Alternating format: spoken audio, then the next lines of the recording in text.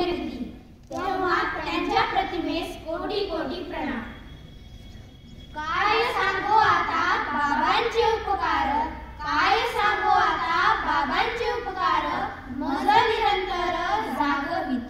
सहज बोलणे हित उपदेश, महान ती वृत्ती झाडू हाती, महान ती वृत्ती झाडू हाती. संत हे लोकांच्या उपकारासाठी असणारे वृक्ष आहेत. त्यांना सत्याची फळे लागतात, तर ते ज्ञानोपदेश ही शीतल छाया देतात. संत गाडगे बाबा द्रष्टा समाज असणारे पुरुष. द्रष्टा म्हणजे दूरदृष्टी असणारे आणि समाज पुरुष म्हणजे समाजाच्या उद्धारासाठी आपले जीवन समर्पित केले असा महान पुरुष.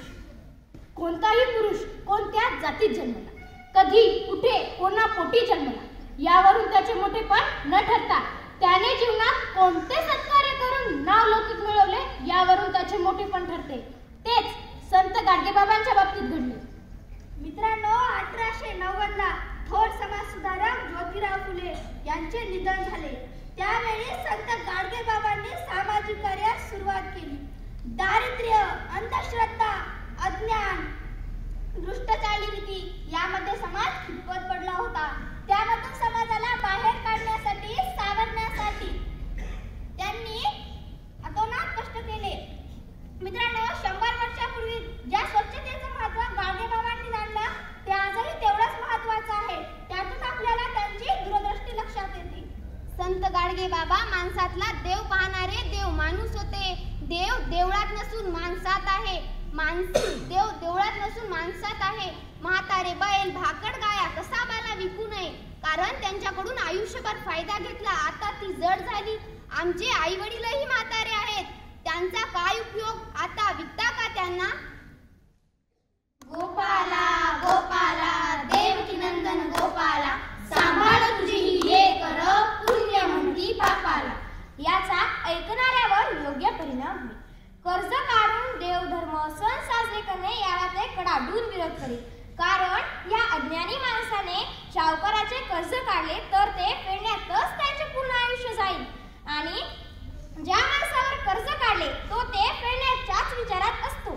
समाजहित, देशहित या गोष्टी त्याला स्पर्श सुद्धा करू शकत नाही. पर्यायाने समाजाचा, देशाचा विकास होत नाही. अशी दूरदृष्टी बाबांची होती.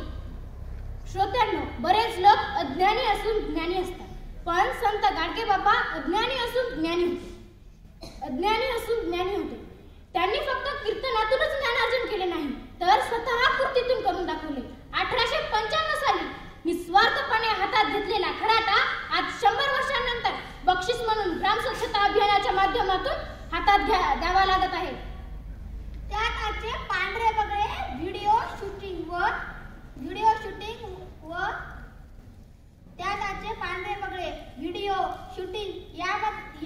यामध्ये येण्याएवढा वेळात झाडू हातात घेतात आणि ग्राम स्वच्छता अभियान राबवतात. आज समाज व्यसनाधीनतेच्या आहारी गेला आहे. व्यसनमुक्तीसाठी वेगवेगळे उपक्रम राबवले जातात, पण बाबांनी त्यावेळेस दारू हा समाजाला लागलेला शाप आहे. दारूमुळे माणसाच्या संसाराचा, समाजाचा, अर्थातच देशाचा सत्यानाश होतो. म्हणून ते म्हणलं जातं, दारू गांजा मत पियारो, अक्कल गुम हो जाती है, अपने कमर का दाम खर्च के मुख में मिटिया पड़ती है. खरोखरच एका अडाणी अशिक्षित माणसाचे कीर्तन किती मोलाचे वाटते नाही का?